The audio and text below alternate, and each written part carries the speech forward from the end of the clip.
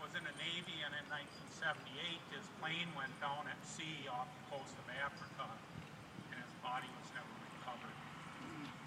We're here today to remember those who have gone before us, but I'd like to talk a bit about what we might do to help the living. I'm often asked why I wrote Muddy Jungle Rivers. Veterans are supposed to remain silent about their experiences. We're supposed to just kind of buck it up. I spent 30 years in the meat business. The last 15 years I managed a butcher shop at Lucan's Village Foods in Bemidji. And in the early 90s I was commander of the Bemidji VFW for a couple of years. So I knew quite a few vets, and they'd often stop by Lucan's and visit with me while they were shopping or their wives were shopping. And over the years I heard many stories. And quite a few times, stories of trauma, of a friend getting killed, of being wounded, of being captured. And during those years, a few World War II vets, as I recall, started telling me a story, and they'd walk away choked up, story unfinished, just kind of shaking their head. And I realized many years later, it was probably the anniversary of their trauma, and they needed to tell that story to somebody. When I retired from Lucas, I knew I had stories that I needed to tell, because when I'm gone, they would go with me, just as millions of other veterans. And so I registered at Bemidji State University and began taking English classes, writing classes to hone my writing skills. I never planned to write a book, but I was just impressed that professors empathized with my efforts, and the students were just fascinated with the stories that I wrote. And that really encouraged me. I wrote the stories from a 20-year-old sailor's point of view, and I think that's one of the reasons that interested the students, because they could put themselves in my place. I just told them how I remembered, and over the years the stories evolved. One summer a grad student wanted to read my collection, and she suggested I put the stories in a chronological order. I had, before that, just written the memories in haphazard sequence. I didn't really pay any attention to a timeline. And I started doing some research, and I discovered that the Naval Heritage Institute Library, I was able to access after-action reports through them, and that was a huge step forward for me to put things in sequence, because when I was over there, our small boats operated from motherships or from big bases along the Mekong. And so quite often we'd go up and down rivers, and the same rivers, and you might get in a firefight or a sniper, whatever, pop a shot at you.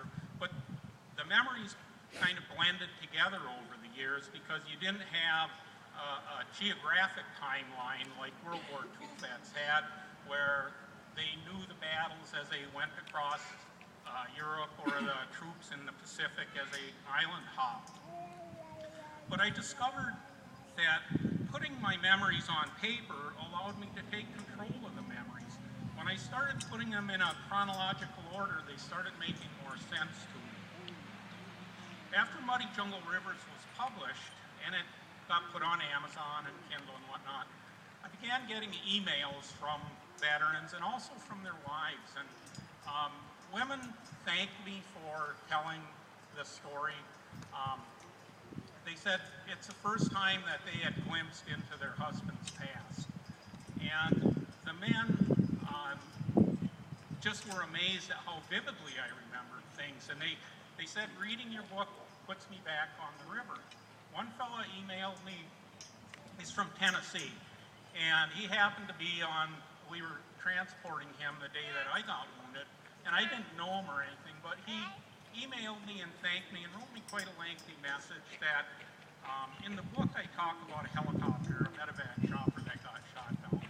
And he thanked me for talking about that, because he said, in my mind, I knew that happened, but I thought it was a dream and I couldn't remember, and I thought I was going crazy.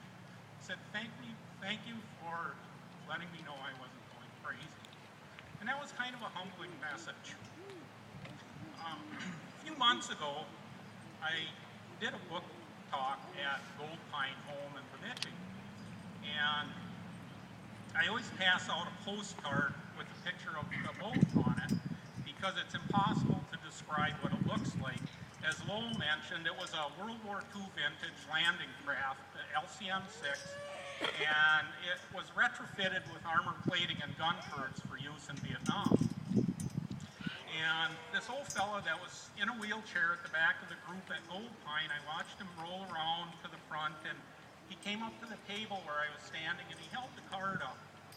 And he said, I rode one of these once. When they dropped the ramp, 2 guys got killed before we even got off the boat. Most of us made it ashore. And he hesitated and looked down for a bit, and then he looked back up, and he says, Bobby killed himself that night. And he looked back down and was just kind of shaking a little bit. The fellow was, I'm sure, about 90. And he looked back up at me and he said, I walked all the way through Europe. When the war ended, I was in Czechoslovakia. But that first night in Europe, Bobby killed himself. Post-traumatic stress disorder is a lifelong burden. We can only imagine the horrors that this old soldier must have witnessed as he marched across Europe between 1944 and May of 1945. PTSD is complicated by age as we pass milestones that the Bobbies in our lives missed. When we're married, Bobby never had a chance to get married. When we had our children, Bobby never had a chance to have children, oldest children. When we got grandchildren, Bobby never had a chance to play with his grandchildren. For today's young vets, during our life, we all accumulate a collage of sad and bad memories, but they usually are accumulated over many decades. For today's young vets, imagine that lifetime of dark events compacted into a 12-month deployment window in Iraq or Afghanistan. And when they return home, they're barraged by smells and sounds and tastes that trigger those intrusive memories that they're carrying. 22 veterans commit suicide each day today. I was diagnosed with PTSD 25 years ago. I attended group therapy for a while, a couple years, and I just really wasn't impressed with it. I think it caused, if that, it wasn't, maybe it was whatever the group. I didn't see that it did a lot of good. I watched friends go into inpatient treatment for several months, and they'd come home heavily medicated. I didn't even recognize their personalities. Some of them resorted to alcohol and drugs. We all know those stories.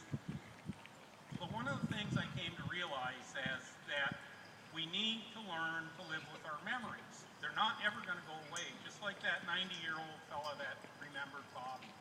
We need to learn to live with those memories. Since antiquity, people have known, cultures have known to tell stories. The warriors come home and tell stories. That's where the Iliad and the Odyssey originated from, warriors returning to Greece and telling their stories. We look at our neighbors that surround us. Indian people for hundreds of generations have known when they came home, when the warriors returned home from battle, they did dances. And that's how they played out and told of their exploits. We're a little bit slower to learn, I think, as a culture. But the National Endowment for the Arts and Walter Reed Army Hospital have collaborated in the last decade, and they've developed a program called Expressive Writing Therapy. And the name of the project is the Veterans Writing Project. You can go on the website and you'll see it. And that program explains pretty much what it took me 10 to 15 years to figure out. To take control of your memories, to write them down. Today we need to encourage this generation of young veterans to tell their stories. And to the young veterans I say, tell your stories for yourself. It doesn't need to be a book. You don't need to share your writing with anybody. Do it for yourself. But if you do decide to share it, it opens that deployment window, that dark window of your past through which your family can glimpse your experience, and it helps them to understand who you are. My daughter wrote a review on Amazon after she read Muddy Jungle Rivers, and it kind of got me. One sentence she states, "My father never spoke to us of his time in Vietnam. This is all new to me." She's almost 40 years old. I credit those World War II vets who visited with me at Lukens for inspiring me to write. And today I